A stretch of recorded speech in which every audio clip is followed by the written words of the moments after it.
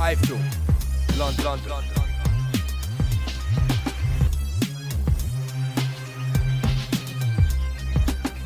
iFILM, London. Good afternoon, ladies and gentlemen. Thanks for coming. Great turnout here today. We'd like to start our press conferences on time, as you can see. This is a fight that gives me huge pleasure in announcing that KELL BROOK will take on Matthew Hatton in the War of the Roses on March the 17th at Sheffield Arena. This is exactly the kind of fight that we want to start making in this country. A fight that captures the public imagination, and I'm so pleased that we've delivered it for KELL BROOK. You know, we signed KELL BROOK, his first fight with us was in June. This is going to be his fourth fight in 9 months. He's coming along at, in our opinion, the perfect rate with the perfect fights. I remember about 6 months ago, I called Ray and I said, look, please let us fight Matthew Hatton. He said, no, listen, we like the fight, but it's just a little bit too early. And I remember putting the phone down thinking, oh, what does he know? Now there's me, just started in this boxing game. What does Ray Hatton know? And he was absolutely 100% right. This fight has built and will build over the next 10 weeks into a huge event for boxing and British boxing. You've got KELL BROOK, who's now top 10 in every governing body, number 2 in the WBO, number 5 in the IBF, 5 in the WBC, 6 in the WBA, against Matthew Hatton, 11 in the WBC, 8 in the WBA, and 10 in the IBF. It's going to be for the belts on the line, the WBA Intercontinental title of KELL BROOK, the IBF International title, but beyond belts and beyond politics that we hear, and lots ongoing with our friends at the moment, this is a fight, a proper fight for Britain. You know, 2 honest, great fighters, in our opinion, probably the future of British boxing, against a man who's got a lot to prove and has actually got a good argument to say he's done more in the game than KELL BROOK already. The performance that he put in against Canelo Alvarez was unbelievable. I watched it last night. If you haven't seen it, I suggest you watch it. And that leads me to believe what a tough night this is going to be for KELL BROOK. I told KELL the other day, you better train harder, you better want this more than any fight you've ever had, because if you don't, you will come unstuck against Matthew Hatton, because he's here to fight and he's here to prove that he's the number 1 welterweight in the country. So number 2 against number 1 in Britain. You know, it's got all the makings of a classic fight. North, you know, white against red, War of the Roses, and it's going to build with Sky Sports' help over the coming weeks into a classic fight. And I know both boys are desperate to win. KELL was licking his lips when I told him we got this fight. And Matthew the same. You know, it's been a pleasure dealing with Ray and Matthew. It was very easy fight to make and perfect time for both fighters. But just to let you know about the top table here, on my left of Team Hatton, delighted to welcome Matthew Hatton, his trainer Bob Shannon and Ray. And on my right, the man special one, KELL BROOK, Dominic Ingle and KELL's father Terry. I'm going to let everybody speak at the table before returning to myself, and then we're going to open the floor to questions. First, the reigning IBF International Champion, Magic Matthew Hatton. Thanks, Eddie. First of all, I'd like to thank Eddie and MATCHROOM, you know, for putting this great fight on. You know, it's I always knew that I would fight KELL one day, you know, so it's a fight that really excites me. You know, I've got a lot of respect for KELL. You know, he's a quality fighter, you know, he's proved that, and a very talented one. But, you know, I think physically and mentally, you know, I'm coming towards my peak now, so this fight couldn't come at a better time for me. And, you know, it's nice, you know, it's the local rivalry, you know, it's being billed as War of the Roses, but in my opinion, this is 2 of the best welterweights in the world fighting. And the fact that it's got, you know, the added edge of the local rivalry makes it even more exciting. You know, very rarely do you get these top domestic fights where undoubtedly the best 2 in the division are fighting to prove who's number 1. You know, so it's just a fight I'm really excited about. I go into this fight, you know, not confident of winning, you know, thinking I'm going to win, expecting to win, and I just look forward to getting into training camp for this fight now, and I'm finally proving who is number 1, you know, on the 17th, and you know, all those questions will be answered, and I firmly believe that I am the number 1 welterweight round here. But you know, talk's cheap. Let's see on the night. And Bob, to say a few words. Yes, I'd just like to thank Eddie for making the fight and MATCHROOM for promoting it. and to Ray Hatton for making the fight with Matthew. I'm his trainer, I've been his trainer for the last 2 years now with Matthew. And I think as you can see, he's come on leaps and bounds since then. With the KELL BROOK fight now, I know KELL pretty well. He's been down to my gym several times sparring.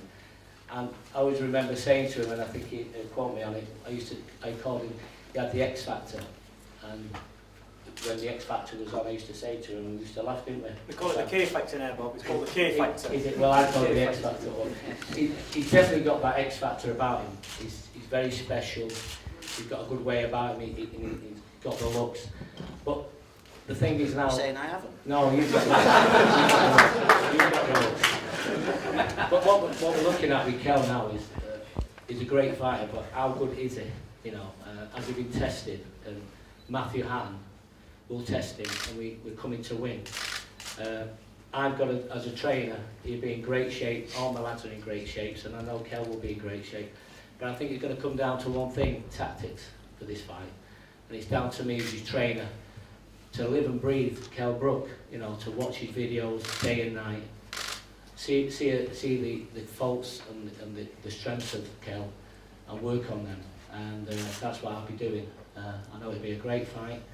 We're coming to win, and wherever it takes, that's what's going to happen. So thank you.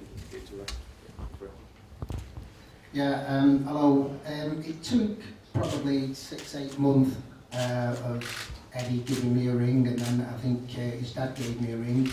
And I said at the time that I felt it was coming too soon if it happened last year. One, through no fault of KELL's, he wasn't very active.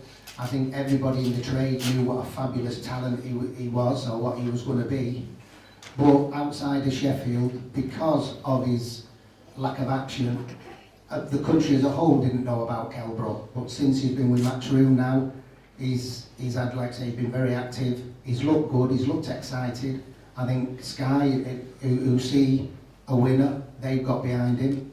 So the time's right now. At that time, KELL was doing his British title, Matthew was doing European title, and Matthew was operating in America. In fact, I think at times the American public thought a little bit more of Matthew than over here. They thought he was a better fighter than what he was given credit for over here. But now KELL's being active has proved what a great talent it is. Matthew's shown what a good seasoned campaigner he is, and so I think it's right for this fight now. And I think with this fight we'll find 2 or 3 things out. One, if KELL wins, it confirms what a lot of people think is a fabulous talent. If Matthew Hatton wins this fight, then it proves that KELL is not quite there, or Matthew is a better fighter than that people give him credit for. And if it is the sort of fight that I think it's going to be an exciting fight. There's going to be a lot of emotion there. It's going to be a fabulous atmosphere, because it's a fight that everybody wants to see.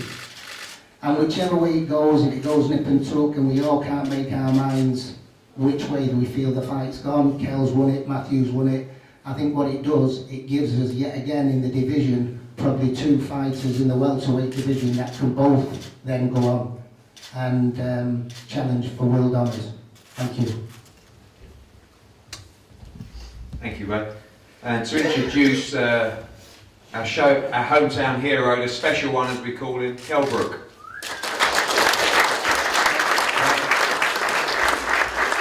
I want to thank you all for coming out today. When Eddie said to me, this round table, I just started smiling, and because you know it's been a long time coming. You know, it's been mentioned before, and when he said it's definitely on, you know, I was so pleased, because we could have gone for a world title, but when, like I said, when he come, and I want to prove in this fight that to separate who number 1 and number 2 is, you know, because you know Matthew has said it's past that he should be number 1. He's done more in boxing, so that's why I'm happy about this fight. You know, I actually got a phone call from Matthew over Christmas, a voicemail saying what he's going to do to me. So you know, so you know, I'm in training now. I'm training hard. You know, I know that he's a tough fighter. He's a proven fighter. You know, he went 12 rounds with Saul Alvarez. He's done. Him and his brother's done a lot for the sport. You know, the Hattons, and My fists are definitely going to be doing the talking on March 17th. I'm so happy that we're in Sheffield again. Like Eddie's promised me, we've packed Hillsborough, Ponsforge, and now we're going to do his best at packing this place at Arena. It's my dreams come true. I remember watching Naz, Ryan, Johnny, you know, when it was the full Monty, and for me, looking at the young kid, I remember being in Puerto Rico watching it, you know, live on Sky, and now it's my turn to headline a bill in my hometown. I'm absolutely over the moon. You know, I'm training very hard for this fight, and I can't wait. So, thank you. And, Dominic, say a few words. I think Eddie's more or less summed everything up. It's a great fight.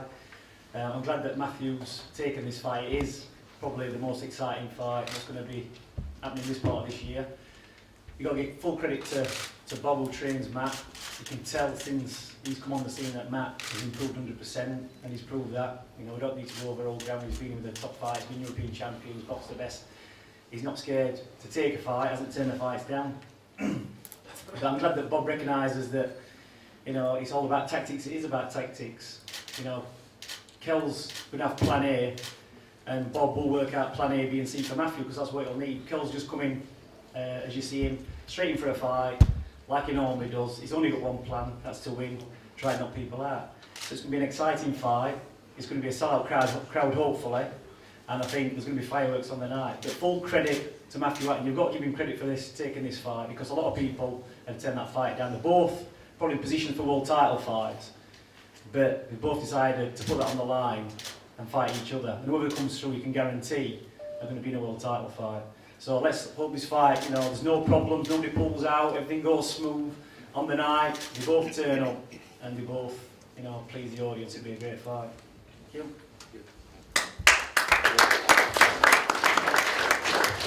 Thanks, Dominic. Just to echo what Dominic said there, it's quite interesting. Now, these two are kind of at similar levels in terms of what they want to do with their careers. They both want to, for Matthew, fight for another world title, and for Kell, fight for his first world title. So both teams have been manoeuvring in this ongoing chess match that is boxing politics to try and get a world title shot. We were in talks with a couple of world champions, but sort of we looked at the fights and none of them really captured the imagination of this fight. And this was an opportunity for us to sort of kick Matthew out of the picture really, and to make us the big name that everybody wants to fight. But I think there's nothing better when you want to fight for a world title than showing people what you bring to the table, and that is, you know, the big support and coverage of Sky Sports, and also the big support of the Sheffield public. We're going to be setting this arena up for just under 9,000. It holds 12,000. I hope we have to open the whole arena up. But the response we've had already, you know, I think we're going to we go on sale at 2 PM today. We've made the tickets nice and cheap, £30 to start off with, and not 50 or 60 £30 to try and be clever. We've got a big chunk at £30, 40, 60, 100 for ringside, and 150 for inner ringside, and they're nearly sold out already. So it's going to be really interesting now that the work starts for us. These boys go to the gym and we hit the streets of Sheffield and Manchester to try and sell this thing out, because a packed out Sheffield Arena on March the 17th is going to lead to a great, great night. So thanks for coming. They're going to break for one-on-one soon, but just quickly we'll open the questions to the floor. Could I ask Matthew whether you could sort of evaluate Kell in terms of a world perspective, where you think he ranks amongst the really big hitters, and what weaknesses will you be trying to exploit? Yeah, I think you know, Kell's talent is there for everyone to see. I think Kell, like Eddie said, is on the verge like myself. You know, I think I'm a proven fighter. Kell is still yet to prove, but you know, like I say, he's a very talented fighter. So I think we're both in similar positions really.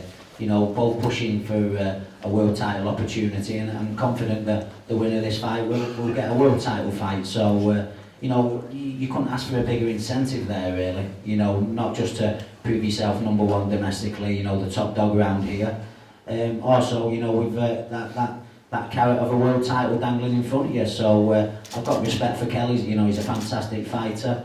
But I know what I'm capable of as well. You know, obviously myself and Bob will study the tapes, and it's more than anything we'll concentrate on what we're doing. You know, I've got belief in myself, and I know if I prepare well and you know, box to the best of my ability, it'll make for a tremendous fight, and I'm confident I can win it.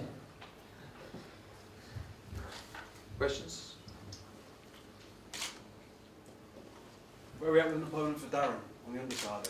Yeah, regarding the undercard, we'll announce the undercard in the next week or so. It's very, very likely that Darren Barker will be out again following his loss to Sergio Martinez. He'll be chief support here. Talking to Dominic, looking to get Kid Galahad out on the bill. Adnan Amar will fight Lee Purley for the English English welterweight title.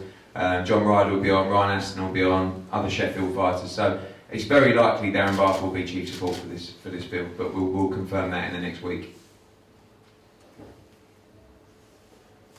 Cal, how frustrating was that inactivity? Sorry? How frustrating was that inactivity? Yeah, very, frustrating.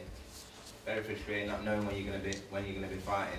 Obviously, since I've been with Eddie, as soon as I've boxed, come in change room saying you're boxing on such and such a date. So mentally, I can start training again. And I've got a goal. I've got a date to reach. So since moving, it's been like heaven. It's been, look at my profile, living absolutely immense. So I'm in a very nice place now. Just to comment on that as well, we see all the time young fighters in boxing that really, if you let their mind wander and don't give them a clear path or understanding of what we're trying to achieve for them, it's very easy for them to go off the rails. Kell didn't go off the rails, but he just lost a little bit of interest and a little bit of love for the sport, I think, because he just didn't know what he was doing, didn't know when the next fight was, and that's frustrating. I think now his life's changed. He's got interesting actually. Kell's got his first child due at the beginning of February, and Matthew's got his second child due mid-February. So they're both going to be new fathers again going into the fight. But that's an exciting time for Kell. And all of a sudden you become a man. You want a proper career. You want to map it out properly. And when I sat down with Terry, it was very easy because I knew what he wanted. He wanted the best for his son.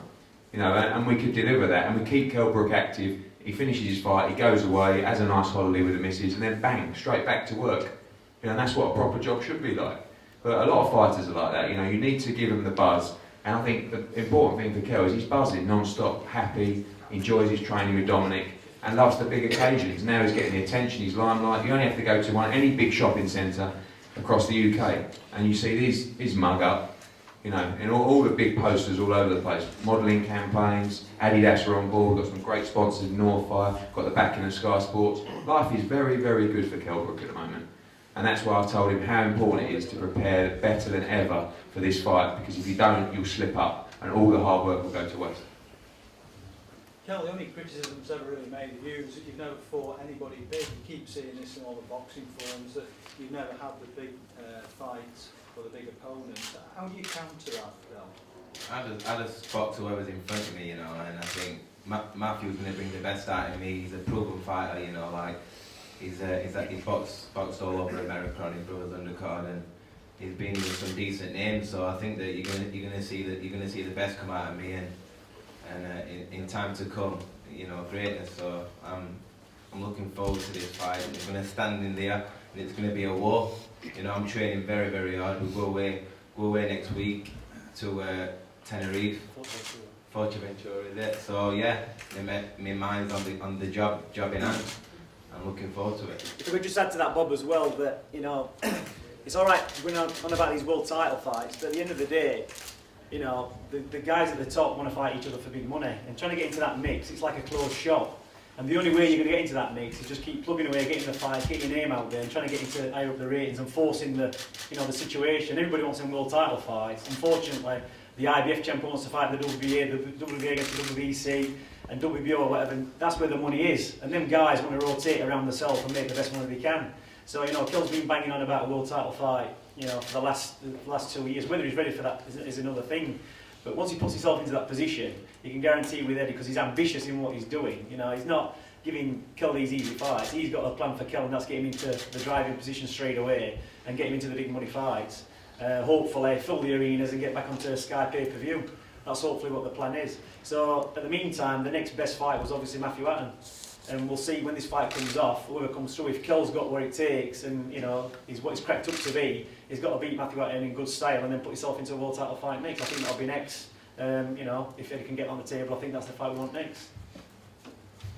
Yeah, just to comment on that, Bob, as well. I think actually when we took charge of Kell's career, he wasn't as confident probably as people perceived him to be.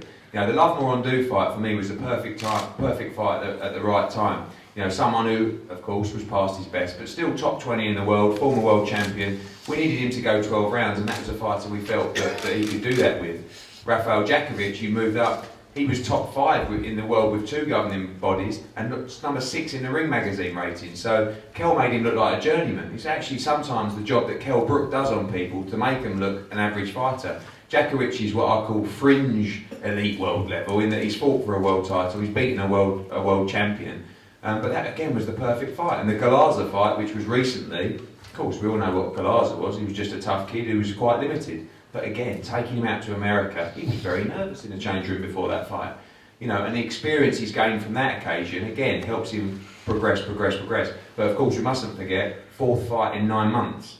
So normally he might have had 2 fights in 9 months. So I'm very, very happy with the level we're progressing. And the size of this fight will make everyone want to come out and challenge KELL Brooke, because there's going to be a lot of money involved. I just asked Matthew, why a fighter ringing another boxer over Christmas is pretty unusual. Why do you do it?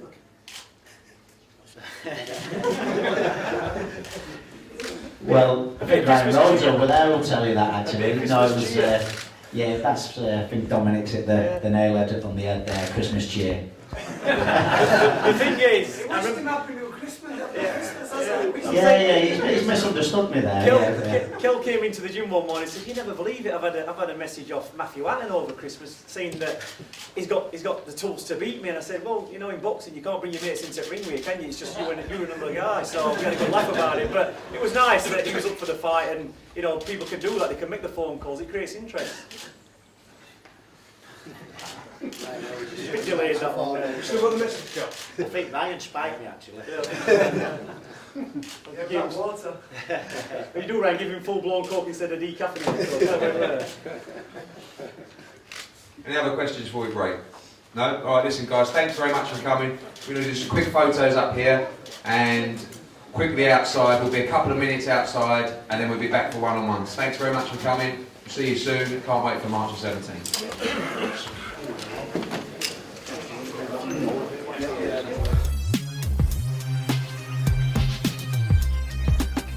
iFILM. London.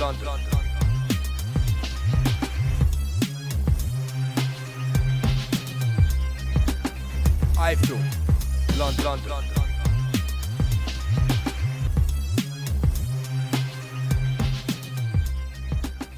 iFILM. London.